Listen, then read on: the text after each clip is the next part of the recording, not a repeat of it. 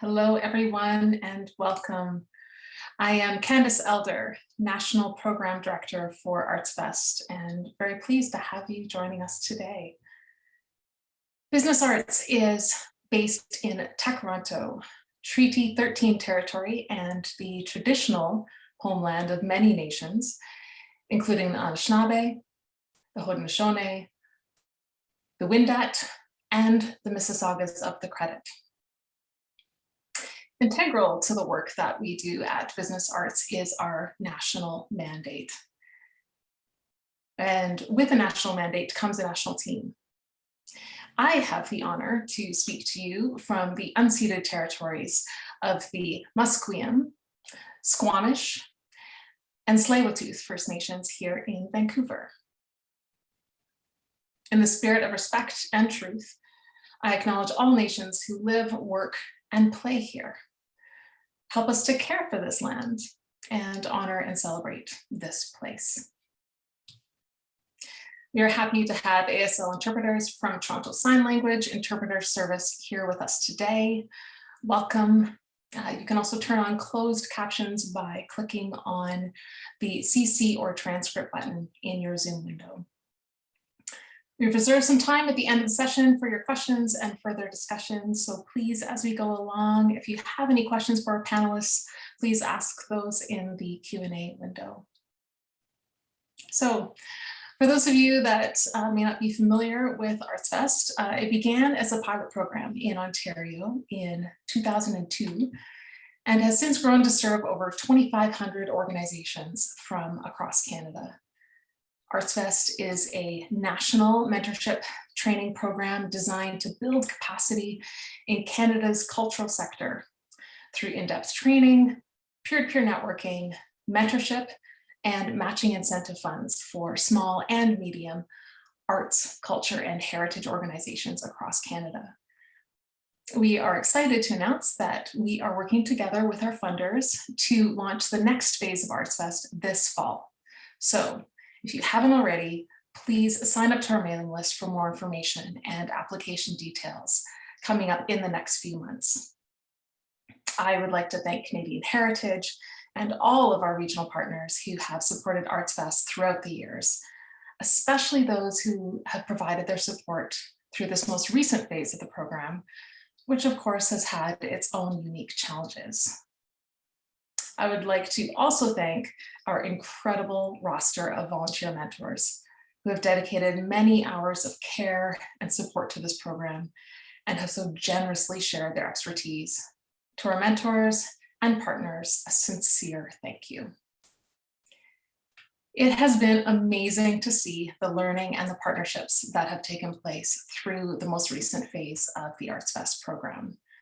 You can take a look at the impact numbers through the link provided in the chat, but here with us today are the people behind those numbers to help bring them to life. I am so happy to have our panelists here with us today to share their experiences and key takeaways from the program.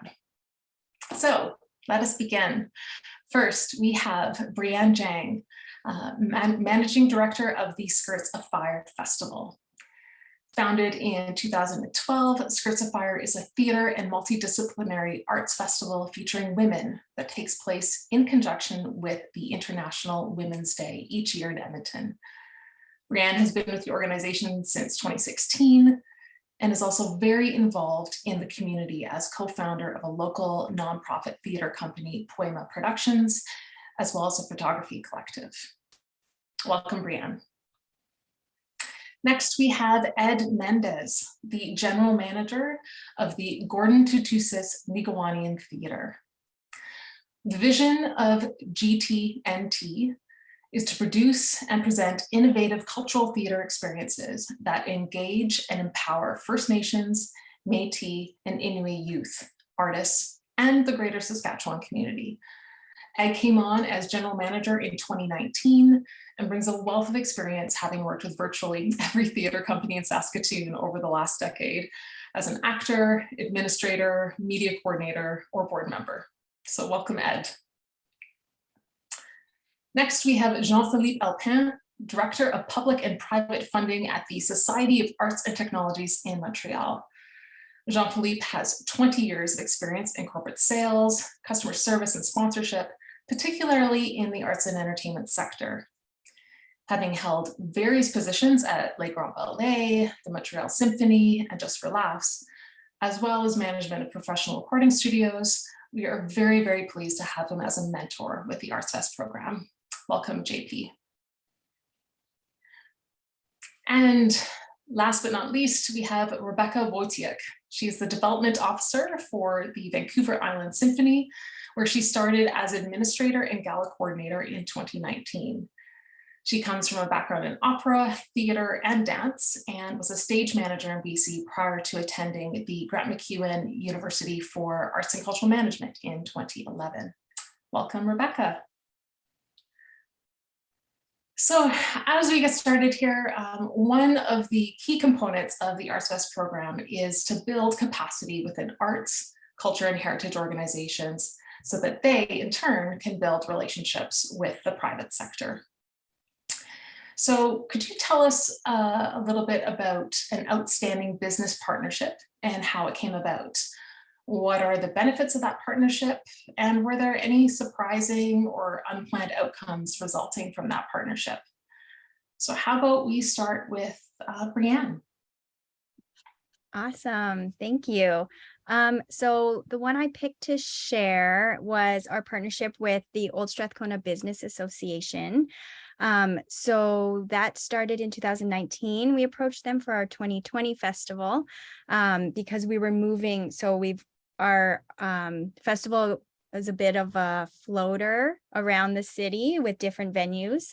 So we moved into the Old Strathcona neighborhood for 2020. So we reached out to them for a potential partnership. Our idea was to do a shop hop with them since they've done them in different seasonal times over the past few years. And we wanted to help get folks to retail stores to help out the neighborhood by offering discounts and in-store experiences. And then in turn, we as a festival would be marketed by having a presence in the district with posters and retailer word of mouth and social media posting. So that they were on board with, and they gave us cash and in-kind sponsorship that year. And that was eligible for ArtsVest matching funds, which was awesome. And then what was really great is that they've been on board with us every year since with cash and in-kind sponsorship. So it really built a continuing partnership. And we're still in that neighborhood, which is great to have their support. So, and over the years, we found better ways to partner. So responding to what the neighborhood and the retailers specifically needed, especially through the pandemic, trying to get people out or being closed for a while.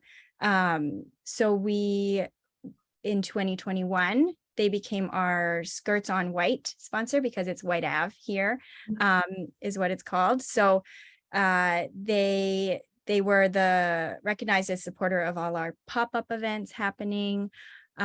We actually placed our skirt design competition in retail windows to get people out to the stores to look at them and vote on them instead of just having them in our kind of theater lobby space. And then in 2022 that just happened this spring, we kept running with that because that was really successful and a way to get the retailers more involved and more passionate about it. So we went even bigger and took over like 4 whole retail display windows and singer-songwriter pop-ups in various places. So that's the one that's kind of stuck with us, that ArtsVest was a big part in making it happen from the start. Oh, that sounds excellent. Very animated partnership. Ed, what about you? Do you have an outstanding partnership story that you can share with us today? Do we ever? This is a bit of a long-standing relationship, but we here at GT&T have had a long-standing relationship with Nutrien, who is a potash provider here in Saskatchewan. Originally, this partnership came about through one of our board members. So one of our board members was very tight with the person who conveniently was their former development coordinator. So of course, being that they are they're a potash producer, but their focus in helping the community is to provide youth programming and arts programming, Indigenous programming. So when we approached them with our Circle of Voices program, it was kind of a no-brainer. For those of you who don't know, Gordon Tootoosis Nikaniwin Theatre started as a result of the Circle of Voices program, where we train between 10 to 15 Indigenous youth with theatre skills and cultural skills over a 6-month period. So by the time they're done, they have produced a professional theatre program in conjunction with other theatre designers who are professional working artists in our community. So when we approached Nutrien with that program, it was a perfect fit for what their mandate is. They were looking to support youth, the arts, and Indigenous peoples in our community. So it was a great fit. Now, of course, times changed. The pandemic hit, and we had been pre-pandemic talking about the idea of expanding this partnership in some way, because at that time, Nutrien was recalibrating their entire focus for funding, essentially cutting out to a degree some of that arts funding, but focusing more on youth. So we did see some opportunities there to increase funding for the Circle of Voices program. Thankfully, that funding did come in during the COVID-19 pandemic. So at a time when other sponsorships maybe weren't coming through so much, Nutrien and that strong partnership managed to come over and above what we had been doing for the last couple of years. So it helped to stabilize us as an organization at a time when we really needed it the most. And then throughout COVID-19, they've actually been increasing the funding for other projects as well. They actually gave us a season sponsorship over 2021.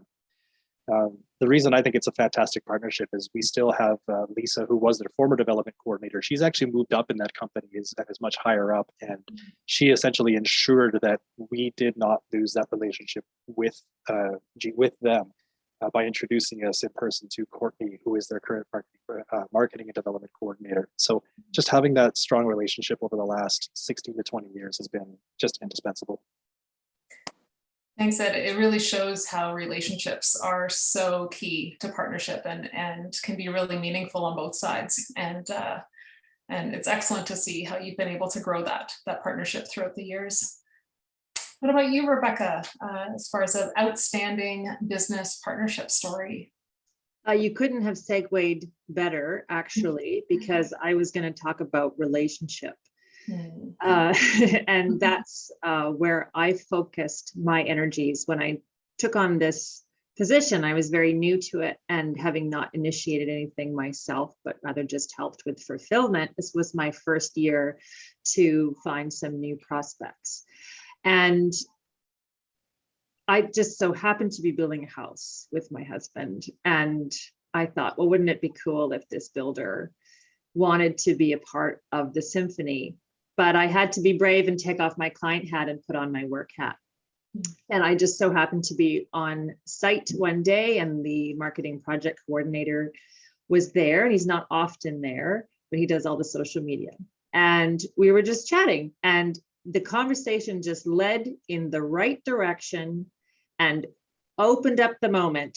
And I had sort of about 9 months through my artsvest training, and my little guide on my shoulder said, Rebecca, if you don't take this moment right now, you're a fool. So I took off my client hat, put on my work hat, and said, Jamie, would you be interested in talking about partnering with the symphony if you are now just sitting down to look at budgets and marketing for next year?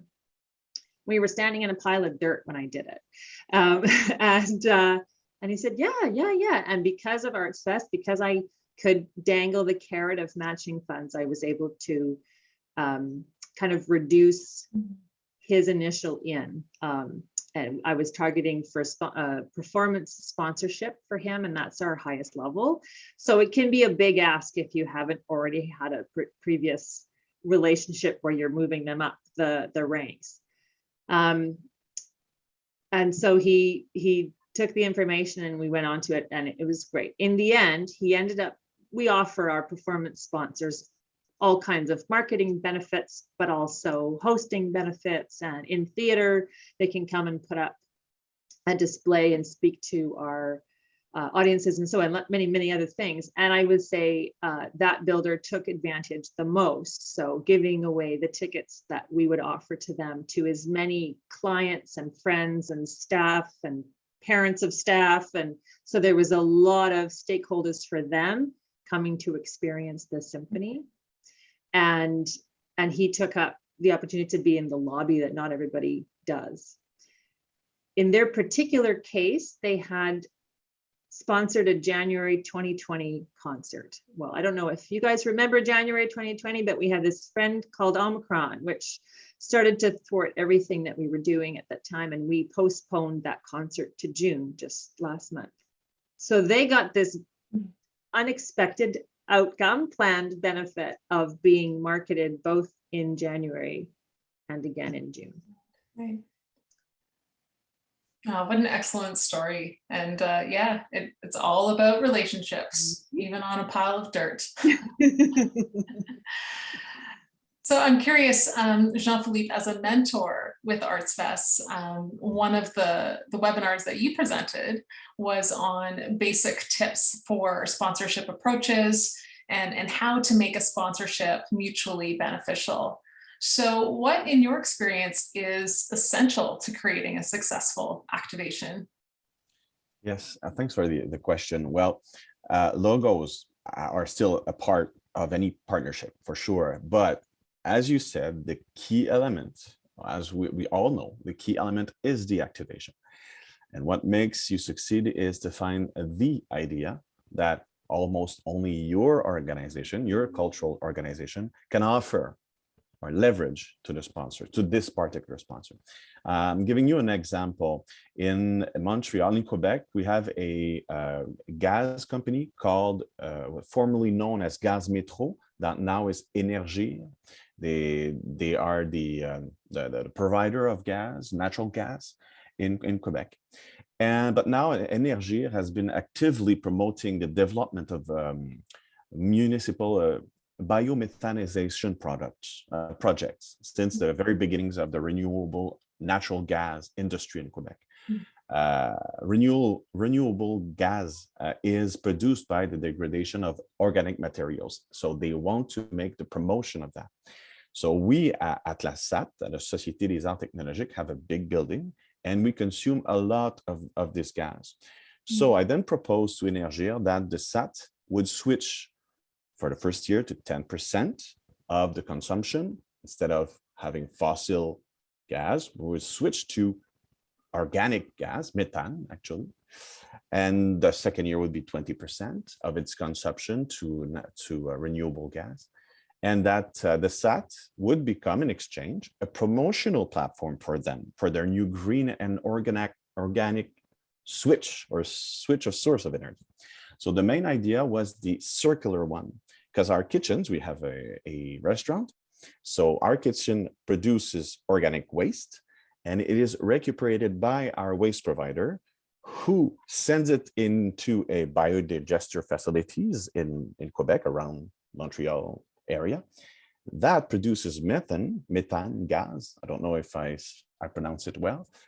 And it is recuperated by Énergie, sent back to our building through their network for our warming needs and our kitchen needs. So then there's a circular kind of concept that we can sell to them. And the woman at the marketing, she said, that's the best idea I've ever seen on my desk. And she called me, and 48 hours later, the deal was done. So then I said, maybe I could have sold it a little bit more expensive, but it was quite a good shot, and it was on 2 years. So the activations can take the activations to promote the link, the circular relationship can take many forms. Branded composting bins in our public areas, educational videos in our social medias and on premises, activations in our summer outdoor program starting tomorrow, business case videos shared in professional networks, the opportunity of speaking in our official events, etc. Not to mention that the fact that Énergie's marketing team are more than happy to bind ties with partners that wish to share these same values to the public. So that's it.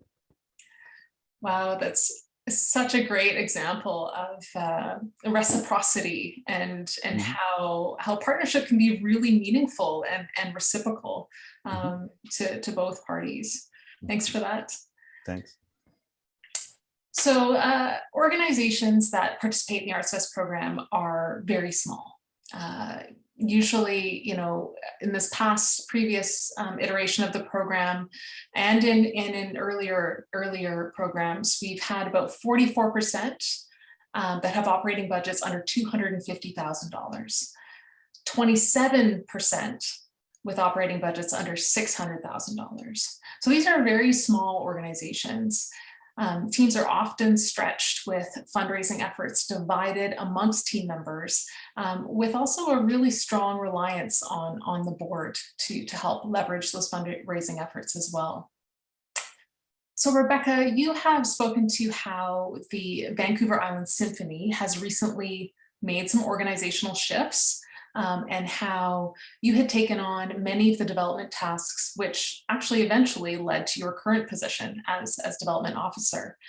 Could you tell us a little bit more about how the ArtsVest training was of value to you in that process, and also how it was shared with the rest of the team and the board? Yes, it was very timely, actually. When I started with the orchestra as administrator, I supported executive director and the development manager to do administrative tasks they needed help with, like tax receipts and sending out invoices and chasing after content and so on. But our development officer left just as the pandemic hit. And a lot of her tasks fell to me in a kind of an unofficial way, where they fell to everybody, basically, who was left, and I was one of them.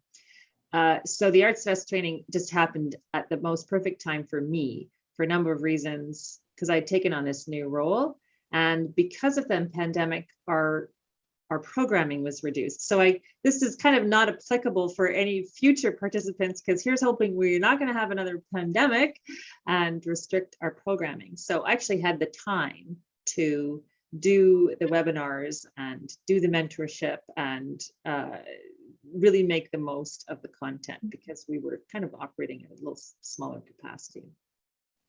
And I had at that point really only had kind of theoretical training from school and from assisting people with more development titles than I had. So it was the perfect time for me to take it and to really help put into practice all of these things that I was learning in theory.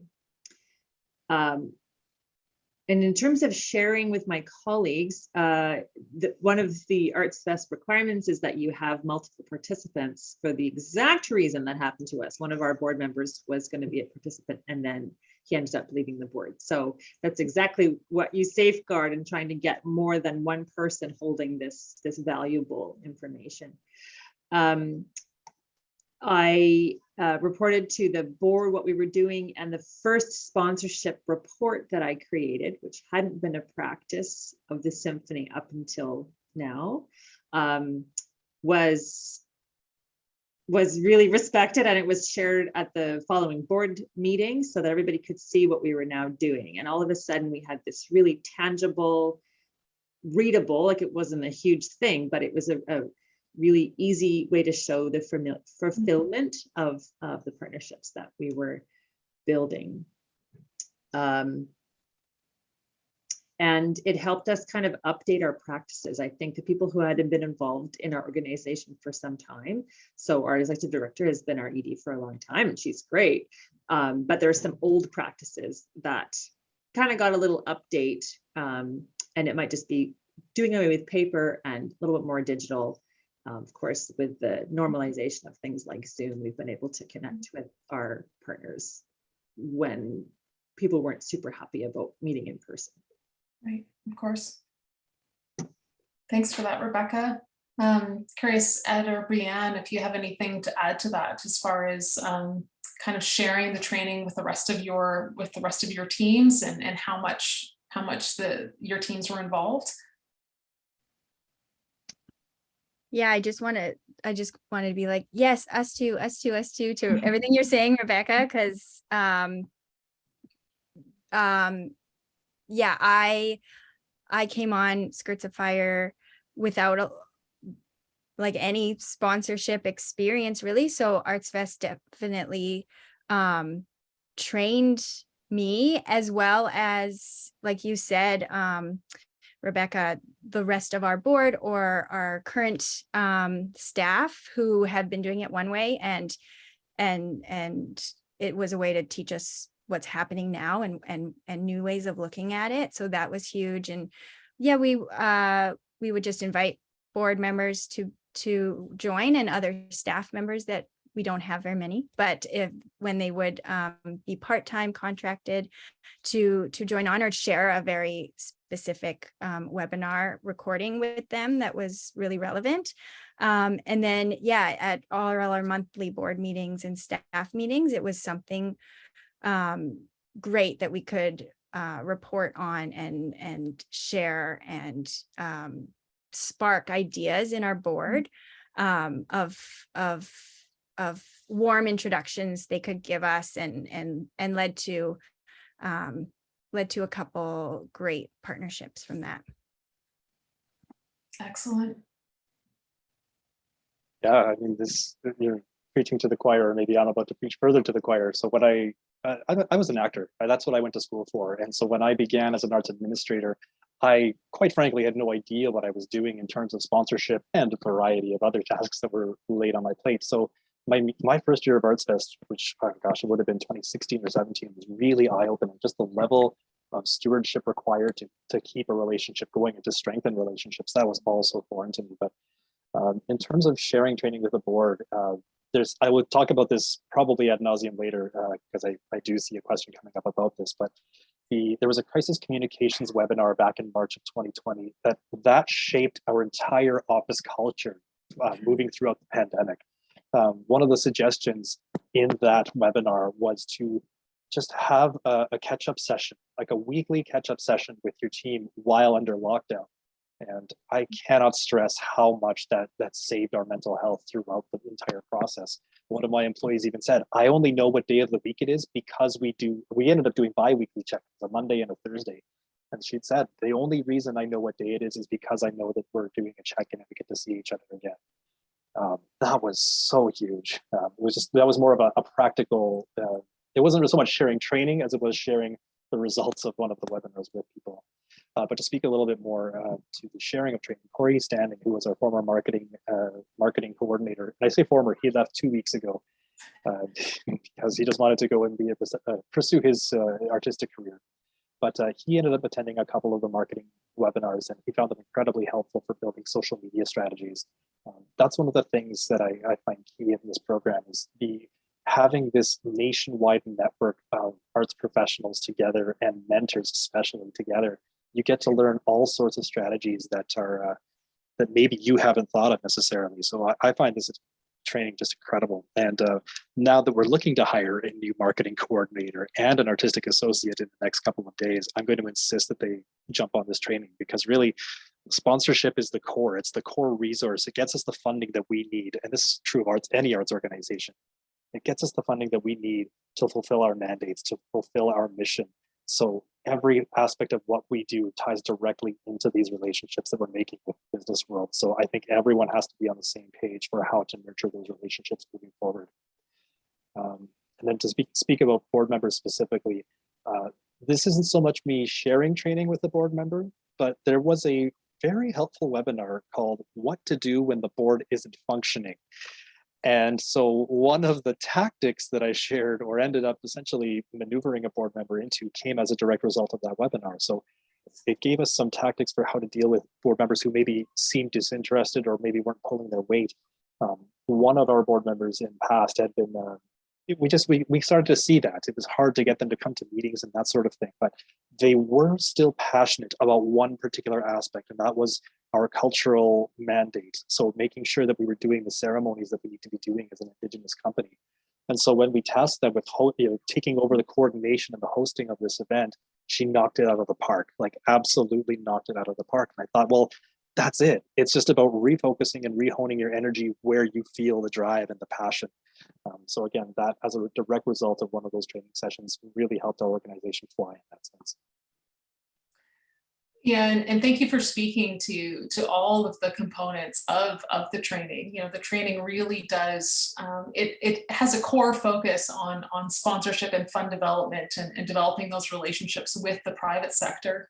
But within that is also the training in marketing and knowing your brand and knowing who you are and being able to articulate who you are to those partners, as well as board governance, and being able to work together with your board and being able to identify if your board isn't functioning well, being able to leverage a well-functioning board, and really being able to leverage all those areas. So we really see that as the sponsorship, board governance, and marketing as sort of a three-pronged training, and ways that knowledge can be shared across the team. And you had mentioned sort of around national reach, and as a national program, we do see a sense of commonality in the arts and business sectors that are expressed on a national level. However, there are also characteristics that are very unique and specific to particular regions, particular cities, and particular communities. So JP, I just want to turn it over to you, and as a mentor based in Montreal, what are some of the common themes or unique characteristics that you encountered in your mentorship with organizations in Montreal? Yeah, well, there's quite a few challenges in private funding, especially in Quebec, I would say, but the examples I'm going to give are probably also applicable somewhere else. But in Quebec, there's a misconception of private funding as an evil way of controlling the artistic vision of an organization. I don't think that's particular to Quebec, but I think we have less of a culture of the sponsorship, a little bit less. So this is a completely false assumption, at least in Canada, because as I often say, sponsorship is like a marriage. If one doesn't want to do it, the other one, it won't happen. So if you solicit and the partner won't be interested, or if the partner wants to come but you don't accept it because of your values, it won't fit. It won't work. So you won't get to have a sponsor that's going to come in and manipulate you and the program. It just doesn't happen. So because the sponsor, if he's interested, he wants to jump in your vehicle that you built, like your vehicle, like a car. They hop in your car. They don't want to change it. They just want to take a ride with it because your car looks great that way, So because what they love what they see, they're not going to change it. Also, there's another fact that we're not traditionally used to ask for money in Quebec. So maybe that's a particular question, maybe a little bit less, and the rest of Canada, maybe, I don't know. Private funding is not necessarily in our French culture. Well, French culture, we're in Quebec.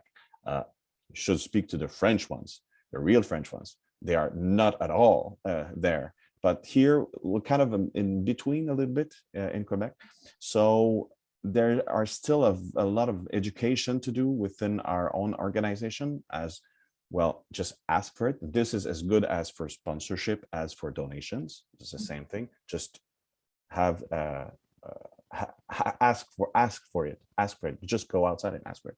And also, as a territory question, the presents that are offered to our sponsors are still mainly in the province of Quebec. So then it's not national, it's just Quebec, but you can take it another way.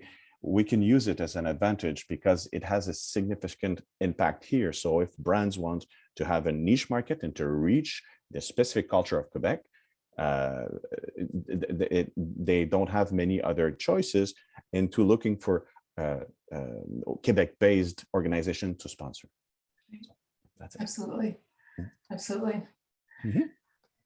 And thinking about Saskatoon, the Gordon Tootoosis Nikaniwin Theatre is a theatre company grounded in Indigenous culture and language and history.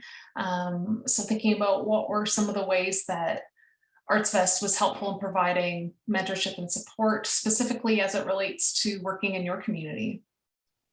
That is a fantastic question.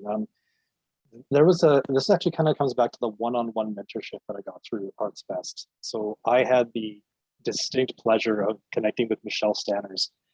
One in my position here, like I was looking at, when I was looking for a mentor, the one thing I looked for was, is there anybody as a mentor who has worked with an Indigenous organization? Because like I could get general sponsorship mentoring from any one of them, and I did. I ended up having more than one one-on-one partnership or mentorship, and it was fantastic. So that was one element I was looking for, but I really wanted to connect with someone who understood the importance of the culture and the language and the history. So Michelle, she was part of the Making Treaty 7 program back in Calgary. And my goodness, in an hour and 15 minutes or whatever it was, she just completely blew up every preconceived notion I had about fundraising.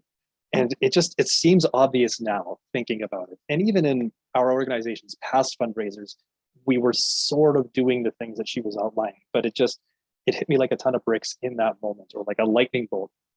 She described this fundraiser that she had done for Making Treaty 7, and it was essentially connecting 3 different partners together. So there was the artistic community, or the group around Making Treaty 7. There was Indigenous elders, the elders in the community, and then the business community or the private sector.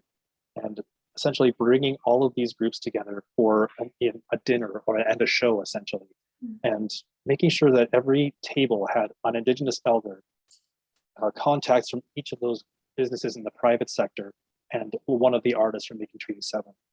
And the core of this fundraiser was to increase understanding and cultural understanding between all of these groups through the art, through the food, through conversations with the elder, and through conversations with the business community. And what I saw there was, it's like, so let me get this straight. You're using your fundraiser to hit your artistic mandate and build relationships and make money, it just boom. I don't know how I didn't connect this before in my mind. And so when she described this event, and all I could think was, I cannot wait to do something like that here, because here in Saskatoon, the business community is really starting to get on board with the idea of reconciliation and stewarding the land and connecting with Indigenous communities. So what a gift to have had that mentorship, so then I could say, this is something that we can do. We have partners at Wanaskewin, which is a local heritage site. They have a fantastic kitchen. We have connections with the business community. The city of Saskatoon has an arts grants consultant who keeps telling us the business community wants more of this knowledge. They want to connect more. What can the arts groups do to connect the arts and Indigenous culture with the business community? And so here I get this idea directly from a mentor saying, this is a thing that we did that you could totally steal. I said, I absolutely will. Asterisk, we had this one-on-one mentorship in February of 2020. So while we haven't had a chance to put this into motion, the building blocks of this program are there. We're actually going to be meeting with all of our partners, all of our the Indigenous elders that we work with, and with the people of Wanaskewin, to try and get this thing off the ground, because it's just a fantastic way to keep the Indigenous culture and history, I guess, to build it out in the community, especially in the business community, so that those businesses have an understanding that the people that work here, the people that live here, and the culture that has made up this land since time immemorial. And then hopefully down the road, we can nurture those relationships and make it pay off in a bigger way, rather than just a one evening fundraiser, to build on it and make it be a source of continual funding down the line. What a true testament to mentorship and to leadership, to be able to come out of that conversation and to say, I can't wait to try this. It's a great motivator and very, very inspirational, that's for sure. Brianne, thinking about based in Edmonton, a theater and multidisciplinary arts festival that features women. Could you speak a little bit to the process of bringing partners alongside through sharing some of your values and goals? Yeah, so like you said, we're one of the small ones. We're still considered pretty grassroots, even though we just had our 10th year. We're not the folk fest. We're not Taste of Edmonton, we don't have tens of thousands of attendees yet.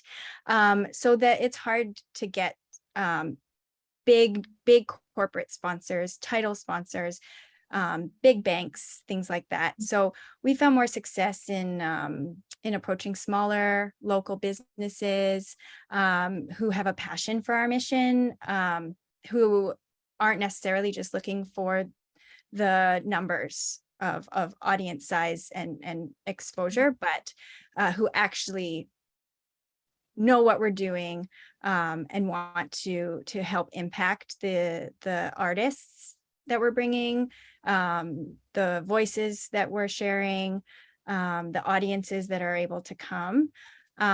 So yeah, we find warm introductions, people that have been to the festival and are passionate about it and have a business that can come on board, is a huge help. Really digging in and coming up with those smart activations and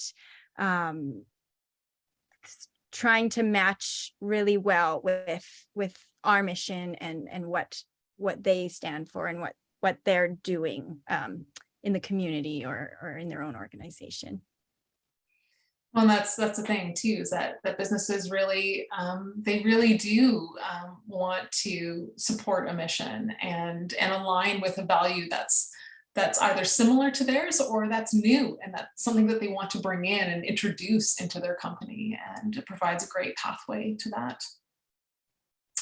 Rebecca, at Vancouver Island Symphony, your programming spreads out very widely, including Vancouver Island, serving a number of different cities and communities on the island. I'm thinking of your summer pop-up series in particular, which brought members of the symphony to, I think it was 6 communities around the island. So how does that impact your partnerships and community outreach?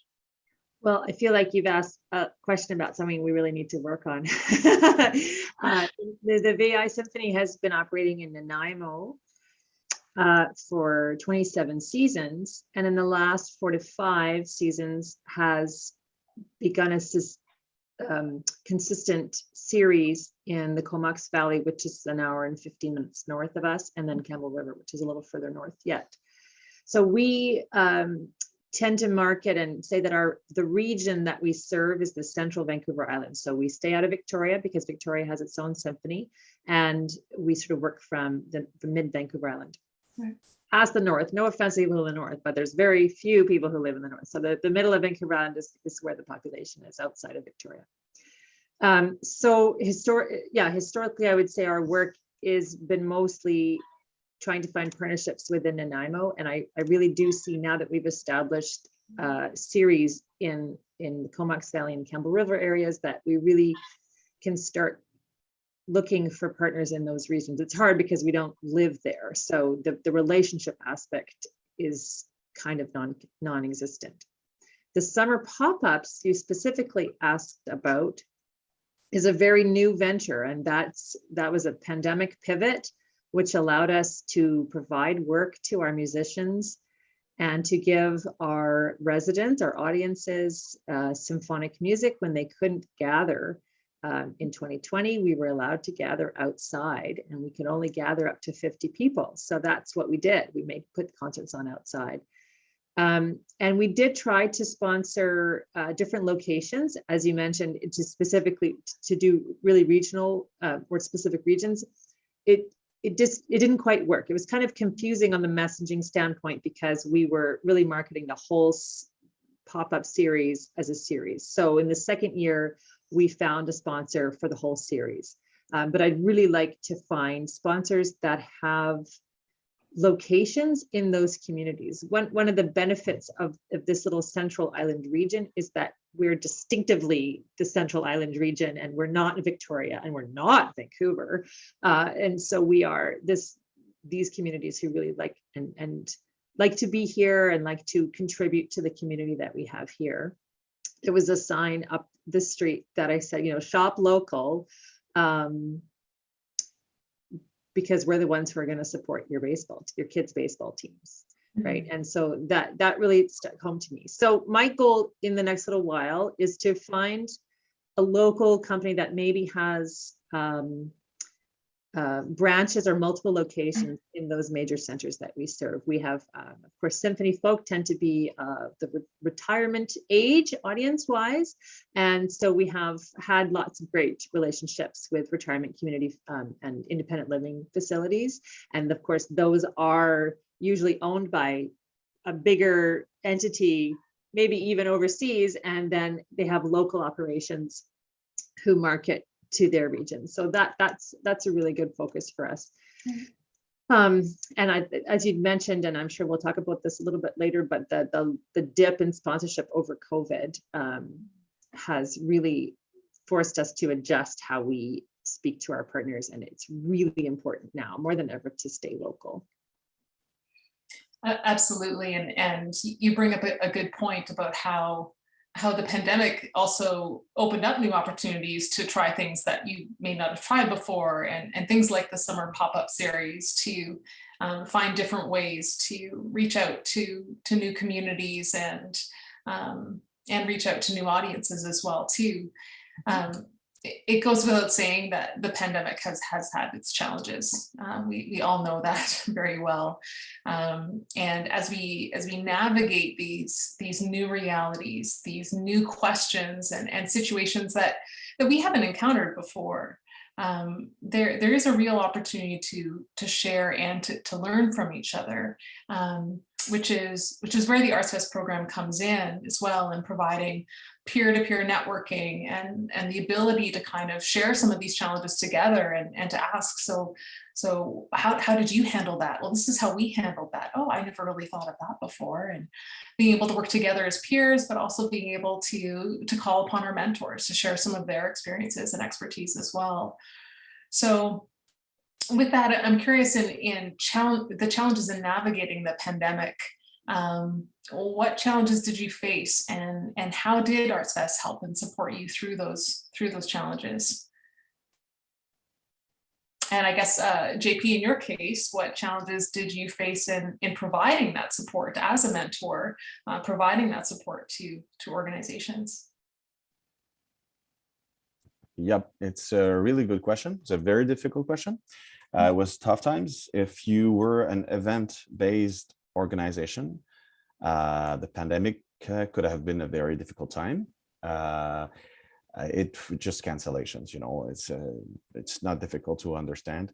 If you already had a deal, maybe for the bigger ones, I don't know, but you may just have to postpone the contract for 1 year or 2 years. So that was seen before. I think also that we could still, and I was in the program since 2019, so I mentored while the pandemic was going on. The ones that had more success, I would say, were the artistic-based organization, the mission-based organization, because you could still have the opportunity to sell the continuity of your activities to the sponsor. A little bit more like a philanthropic side of sponsorship. Okay, so please help us just to still exist, and we're going to develop a relationship, and the fact that you are supporting this kind of art or this kind of mission, that makes you look good, instead of wanting to have like marketing results instantly. Nobody was living on another planet. Everyone knew what was happening. So these kinds of sponsorship or these kinds of organization may be secured a little bit more easier through that side, or just turning the argumentaire, the sales pitch a little bit differently. And you have to not forget that the sponsors, especially the bigger ones, that the institutional ones, they have often a yearly budget for their contribution to society, not only for just plain marketing. So this budget has to be spent in a way or another. They have to spend it, because if they don't spend it the next year, they will have a cut of their own budget. And also it's something that they want to, they need to show their board members and their investors, if it's a public company, that they are contributing to society. So they cannot just cut this out. So so if it's an event based, maybe difficult, but if it's just a continuity of your mission, that was possible to jive a little bit around, because sometimes the lines between sponsorship and philanthropy are a little bit blurred, and that was the case during the pandemic. Right. Mm. Right. Absolutely. Ed, Brianne, Rebecca, anything to add to that as far as challenges that you are having to navigate, and how artsvest was able to help you through that? I alluded to it earlier, but we work in a theater company, so obviously we were shut down.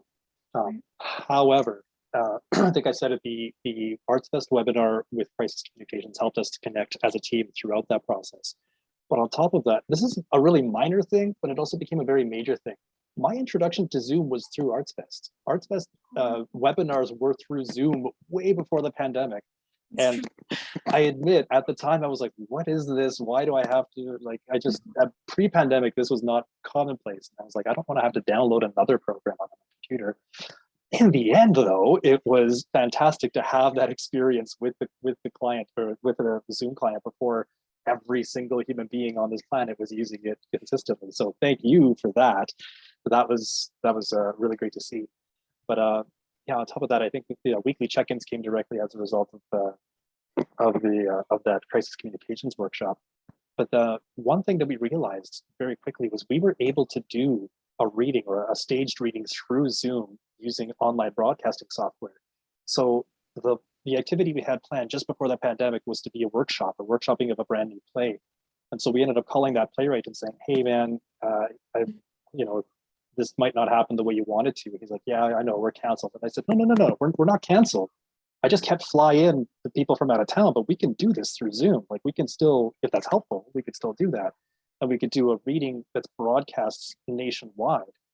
And so we couldn't see him because we were on the phone, but I mean, you could hear the smile in his voice. He lit up and said, well, yeah, let's do that. So the thing I got to do was email all of our sponsors to say, so obviously our programming for the rest of the year is canceled, except we're going to do this broadcast while we're all locked down, and potentially have a bit more of a captive audience than we usually do. So what we're going to do is we're going to have a video including your logos as the title card for that presentation. We're going to have you at the title card. We're going to have a little bit of a 15-minute intermission to have some semblance of normalcy in theater, where your logos will be up there again. And then at the end credits, you will also have your logo up. So I know it wasn't quite what we agreed to in terms of your activation, but please know that we're trying. And everybody took that so well. They're like, wait, you're still going? You're still doing things? We're still getting our name out there? That's incredible. So to be, even though it was quite the challenge to get through the early days of the pandemic when we were locked down, we still tried as best we could to jump on the opportunities. And I think because of that, the relationships got a little bit stronger, because they could see that we were still doing our best, like Jean-Philippe said, to hit our mandate, to produce the work that we need to do in this community. And I think they just saw it as a win as well.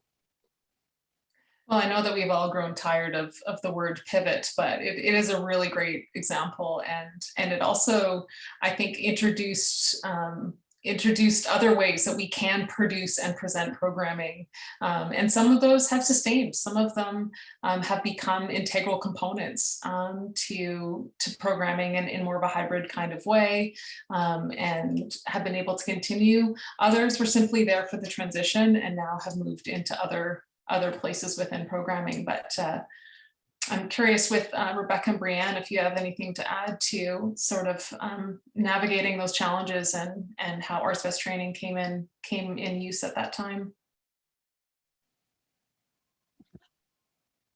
Go ahead. I'll just quickly say having the artsvest community was really great. And when we were creating our COVID policies and trying to figure out what we were allowed to do, we looked a lot to national organizations, international organizations, got their policies when they were in a different space than we were at the time, and worked off of it, because at the time the government wasn't any quicker than we were. We were all creating the rules as we were going and interpreting them and figuring it out as we went. So the webinars that were responsive to the pandemic were really helpful, so that we could connect and hear what others were doing, what they weren't doing. And we ended up canceling, like we were so hopeful into January even, and our festival is in March, and we were just like, maybe it'll open up, but we ended up going a bit digital. And then we actually had singer-songwriters performing behind glass in storefront windows in the neighborhood we were. So so a lot of it was successful for the pandemic, and some stayed on, but yeah, the community aspect and the training for the times was super helpful. Right. Rebecca? And I would only add what Jean-Philippe had mentioned about the fuzzy line between the sponsorship and the philanthropic priorities of the business world, because that's definitely how I shifted the conversation a little bit when I spoke to sponsors as we moved in what we were doing, because our priority really became providing work for our musicians, whether it was in person or live streaming, because we're a small organization. Our orchestra is not on payroll like a big organization, like a big symphony. They get paid when they work. So if we don't have concerts, they don't get paid. And that, I think that appealed to the businesses in our community who really valued the community locally that we were building, and that involved making music local, keeping music alive, keeping our musicians employed. And so just the pivot of that angle was key to us. Right, absolutely. So I'm just cognizant of our time. It has been flying by. I do just want to offer one more question to you all before we go. We'll start with you, JP. As a mentor, you've referenced how mutually beneficial the relationship between mentor and mentee can be. And I would love if you could just share a little bit more with us about that process and what mentorship means to you. Mm-hmm. Yes, good question. When I jumped in September 2019, I didn't know where I was going at all. Mireille called me and she said, you're going to be good. You're going to be good. Yeah. Okay. But how many hours? What's this going to take? And if I'm going really to help people. But, you know, when I jumped in, I can say that most of my relationships were mutually beneficial. And I'm still friends with some of them up to today. These people call me up just to have some advice or to meet, to have a coffee or something. Maybe like 5 to 10 of them. It's pretty much. We still are together talking once in a while. So the mentoring process was a good opportunity to validate my experience. Was fine, to reconsider some of my practices, and giving me also some new ideas, because when you speak, you talk, you bounce ideas. I should do this within my own organization. Also, to be more aware, in touch with the variety of arts organizations that are out there, the specific challenges that are for smaller companies. So to really adapt the techniques or the approaches to smaller organizations. And so it made me a better human being. That's for sure. And these relationships are still with me today. So I'm very glad to have participated in the program. Yeah. Well, that warms my heart. Made you a better human being. Wow. Yeah. So I don't know if we can top that really. That's kind of pretty much as good as it gets, but I do want to cast a line out to Ed, Brianne, and Rebecca as well too. Just in the time we have here, I want to give us a little bit of time for questions as well too. But if you could just speak to any key highlights of your experiences in the ArtsVest program, if there was any outcomes that you did not expect, or just something that that just really was a key highlight of the program that you'll be carrying with you.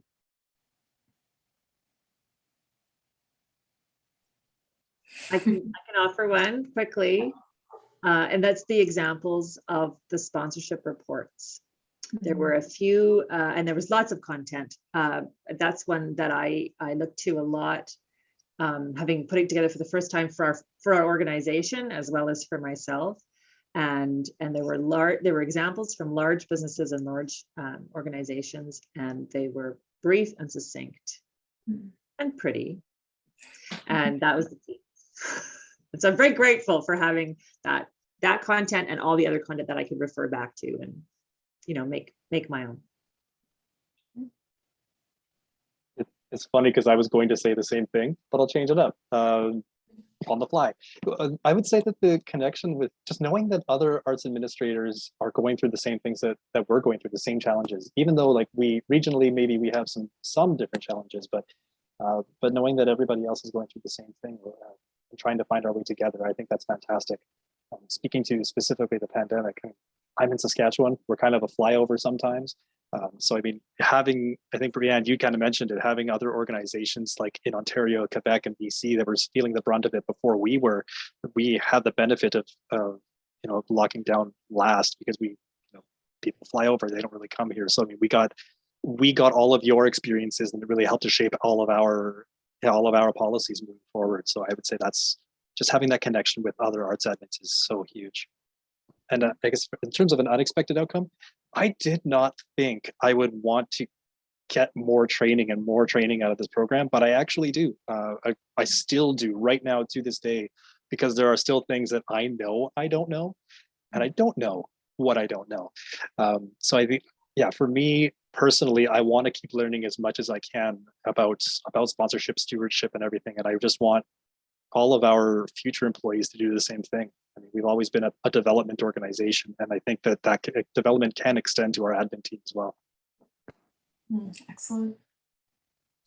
Yeah, it's yes to both of what you said, and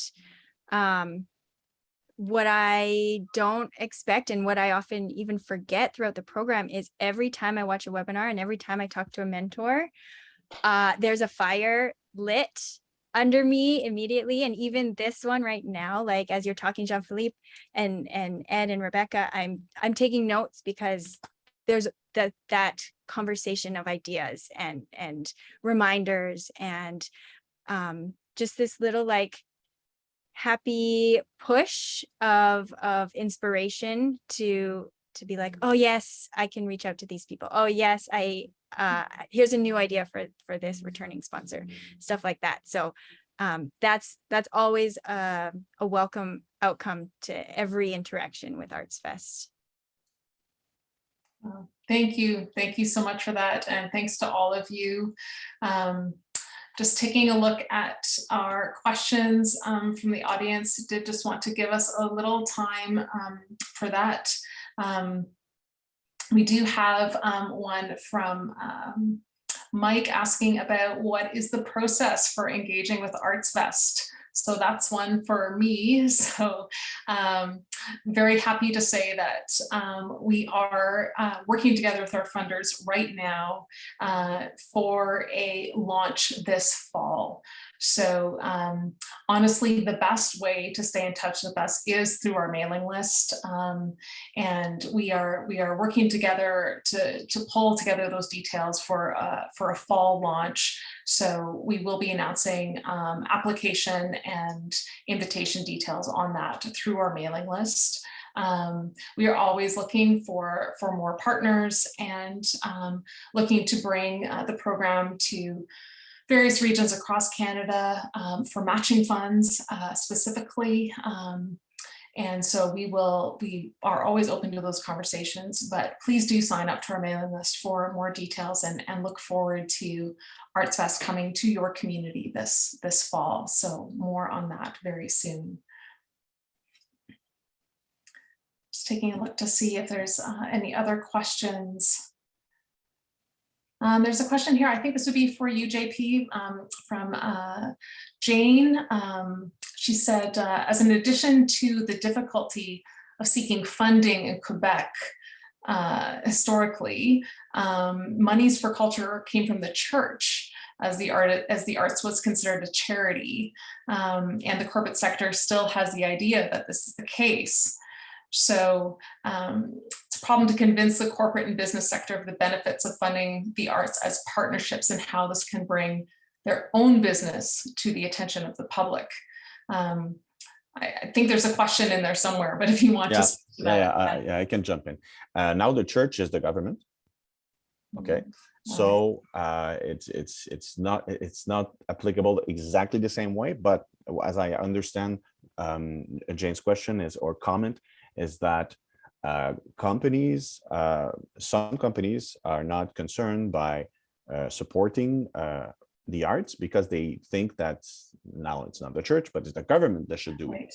Okay, so this is true in a sense, but also the corporations that do not need to sponsor at all because that's not they don't need it for their notoriety, you know, and for their marketing needs or things like this. So they just won't do it. But I understand that there's an underlying problem that if you're giving, you know, in the big chart of sponsorship and donations, philanthropy, it's the health, sports, and medical things and kids. Okay, these are taking 80% of the money. 20% will be arts and culture and other little things like this. So it is, yes, an issue because companies tend to support the 80% instead of the 20%, but we're working hard with ArtsVest to make this change. Yeah, cultural shift. Yeah. Excellent. Thank you for that. Mm-hmm. So before I pass it on to our president and CEO, Aubrey Reeves, to close us off, I just want to say a very sincere and genuine thank you. Thank you to our panelists, and thank you for being a part of this community. So Aubrey, if you want to come in and close us off. Well, thank you. First, I really extend a thank you to everyone involved in another fascinating discussion in our speaker series. On behalf of Business and Arts, I really can't express how deeply proud we are of the impacts ArtsVest has had for hundreds of small and medium-sized arts organizations across the country, particularly during the pandemic. Today, we really learned about the deep value of mentorship and peer learning that it can have on individuals' growth and confidence, which ultimately leads to stronger organizations with greater capabilities to present art in their communities. So, un grand merci à nos panélistes. A big thank you to our guests, Jean-Philippe Alepins, Brianne, Jang, Ed Mendez, and Rebecca Voitiek for contributing your personal experiences as participants in the program, and in JP's case, as a mentor. While the impact numbers from the program are very impressive, there's nothing like hearing success stories directly from the source. So thank you very much for sharing those with us today. Thank you to our ASL interpreters from Toronto Sign Language Interpreter Service. And thank you to ArtsVest National Program Director Candace Elder for moderating today and for leading the program through all those years. This is our last speaker series session for the season. We'll be taking a break in August, but we'll be back with sessions in the fall. So I want to say a heartfelt thank you to Power Corporation of Canada, who's the presenting partner of Business and Arts Speaker Series. And we're very grateful for their ongoing support. Thank you to Canadian Heritage and all our regional partners for their support of our ArtsVest between 2019 and 2022. And a huge thank you to the ArtsVest team and our dozens of committed volunteer mentors. The program truly would not be possible without your contributions. And of course, as Candace has mentioned in the intro and just recently again, we are excited to share that we are working with Canadian Heritage and regional funders to launch the next phase in the fall. If you haven't already, please sign up for the mailing list, and we will be announcing all the details in the next few months. So please stay tuned. That's it for us today. So I wish everyone a fun and safe summer, and we'll see you back again in the fall. Thank you.